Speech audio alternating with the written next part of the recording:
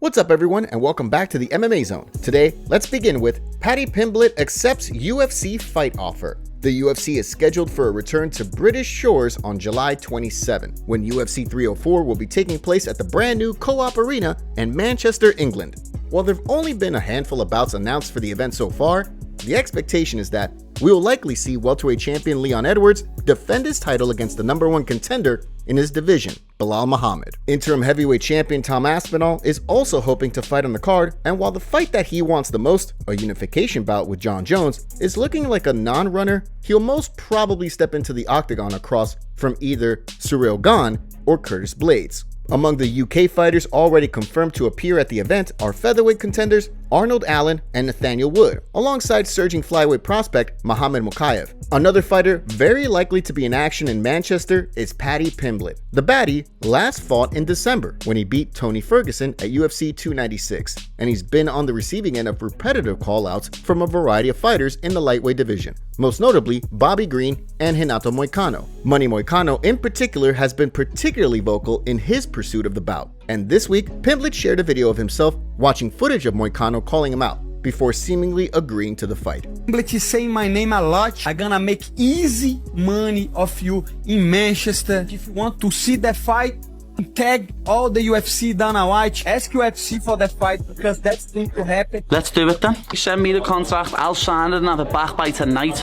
Renato Moicano responded to Pimblett by tweeting, "You don't want the smoke." Next up, Islam Makhachev declines fight with Max Holloway. Pound for pound #1 Islam Makhachev puts his UFC lightweight belt on the line when he faces Dustin the Diamond Poirier in the main event at UFC 302 in Newark, New Jersey in just a few weeks' time. Poirier will contest for the title for the third time in his career, having previously lost championship bouts to both Khabib Nurmagomedov and Charles Oliveira. Fellow contender Arman Tsarukyan was initially offered the title shot in the immediate aftermath of his victory over Charles Oliveira at UFC 300, but he turned the opportunity down, citing the quick turnaround and insisting he would rather face Makhachev with a full training camp under his belt. Another fighter who pulled off an impressive victory at 155 pounds during UFC 300 is Max Holloway. The former featherweight champion knocked out Justin Gaethje in spectacular fashion in the final second of their 5-round BMF title fight, and this has seemingly opened up a huge number of opportunities for the Hawaiian at both 145 and 155 going forward.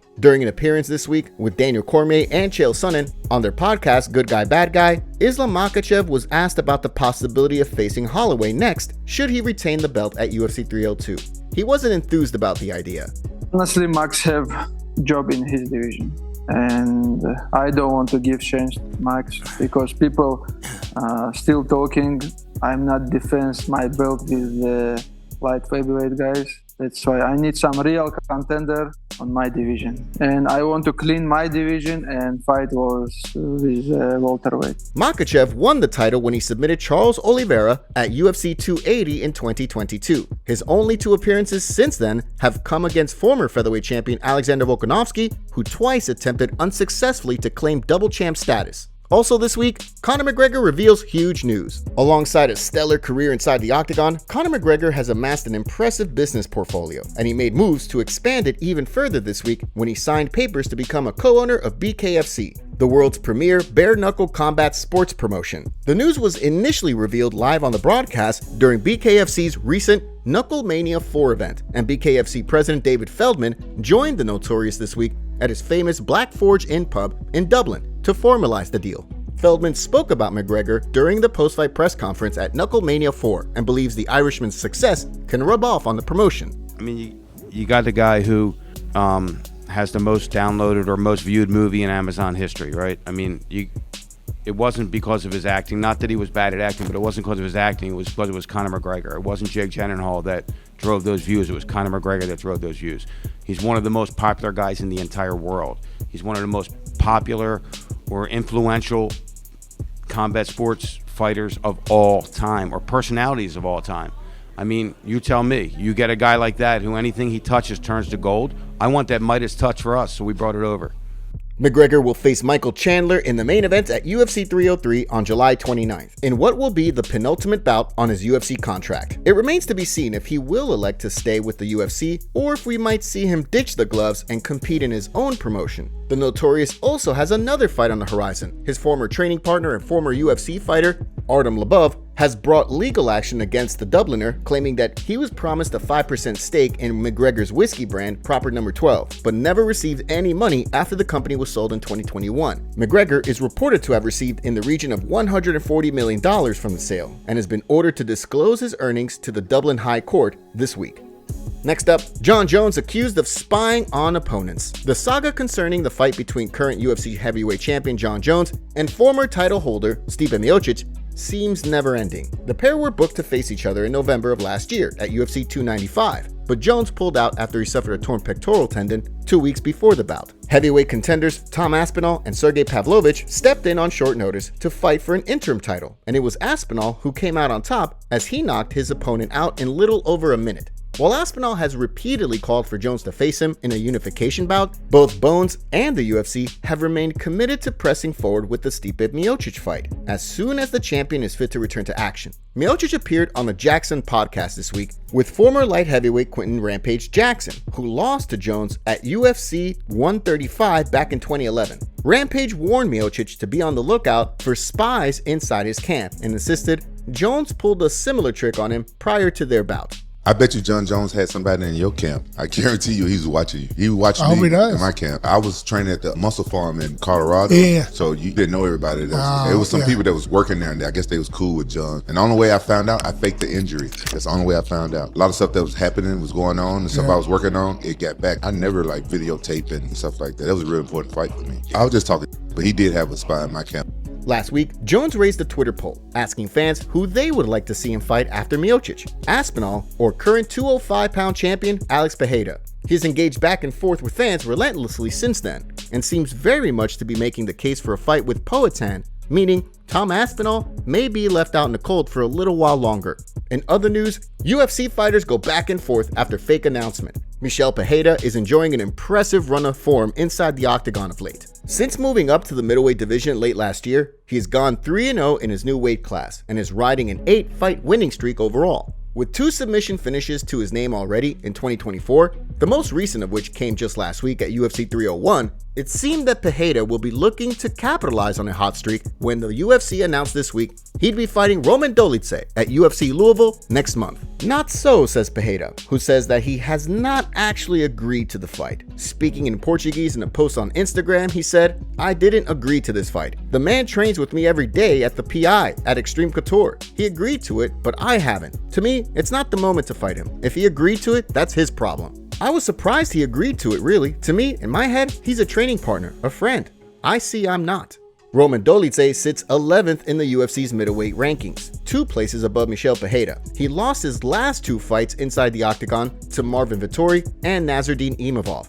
The incident seems to have changed Pereira's opinion of Dolidze, as he said, "I'll remove him from a list of those I won't fight and add to a list of those I'd fight. I'll organize myself to fight him. When they offered me a fight, they didn't say the opponent. It was a bummer when they said the opponent, and I said no." Next up, UFC Fight updates. One fight has been scratched from this weekend's UFC St. Louis card after welterweight Jared Gooden was pulled from his bout against Kevin Jousset before he even made it to the scale, with the UFC citing medical reasons for the cancellation. Night Train was due to make its first appearance of 2024. He impressed during his last outing in December when he submitted Wellington Turman in Austin, Texas. Jousset will now miss his opportunity to compete despite making weight successfully. The Frenchman has enjoyed a perfect start to his UFC career, beating both Kiefer Crosby and Kenan Song late in 2023. A new fight has been announced for the bantamweight division, as Brian Boom Kelleher has been slated to fight Cody the Renegade Gibson at UFC Vegas 94 on July 20th. Kelleher's back is against the wall coming into this one, after being stopped inside the distance in his last 3 fights against Umar Nurmagomedov, Mario Bautista, and Cody Garbrandt, and he may well be fighting to keep his place in the UFC when he faces Gibson.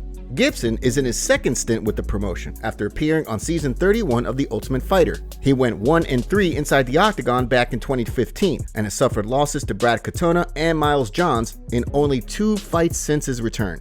Gibson also voiced his embarrassment at the photo the UFC used to announce the fight as he tweeted, "I love all the people who work for the UFC, but the hair lady at the last fight messed with my hair before shoots, and I can't figure out if she was going for Diego Lopez or Hitler. Probably should have looked in the mirror before heading out." Next up, Jon Jones would dominate Alex Pereira. Jon Jones continues to flirt with the idea of fighting UFC light heavyweight champ Alex Pereira. Bones has been making the case for the bout repeatedly on social media, despite many fans insisting that he face interim heavyweight champion Tom Aspinall instead. Speaking with Daniel Cormier this week on their Funky and the Champ podcast, former UFC welterweight Ben Askren talked about how a potential fight between the two might look and how much of an advantage Jones would have due to his wrestling ability. People want to see him have the ability to stop takedowns, because if you can't stop takedowns, Jon Jones, he's gonna take you down, he's gonna submit you. Like we saw Pereira be taken down by Izzy Adesanya, and he was kept down for actually a significant portion of time. And it is kind of wild that we have this guy Pereira who is, I mean, there's no doubt he's making his mark as, you know, possibly one of the best ever if he keeps winning, right? And yet we still have, I know you do, if you want to express it, you have questions about his wrestling. Like, how would he do against good wrestler? And we don't know, because somehow, you know, Jamal Hill didn't try to take down. Prohaska didn't try to take down. Blachowicz actually did take him down and keep him down for a round. Strickland didn't try to take down. Adesanya didn't try to. Jones won the belt when he submitted Ciryl Gane in the very first round of their fight at UFC 285, and Askren believes any fight between Jones and Pereira may look very similar. If he fights Jon Jones, I think there's a chance it's over in like 2.5 minutes. Really? Yeah, I mean, look what Jon did to Ciryl Gane. Jon he's a large man. He's a high-level wrestler. He's got great grappling skills. Yeah, I think there's a possibility of that for sure. The MMA community calls out Sean O'Malley for only posting 20 seconds of his sparring session with Alexandre Pantoja. Here's what the community had to say.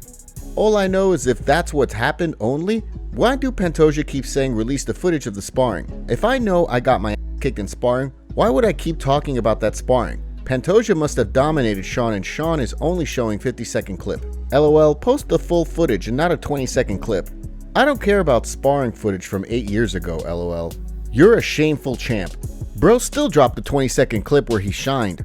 You ain't doing that to Marab though, lil bro. Kinda lame not to post the whole video but only a small segment that makes you look good.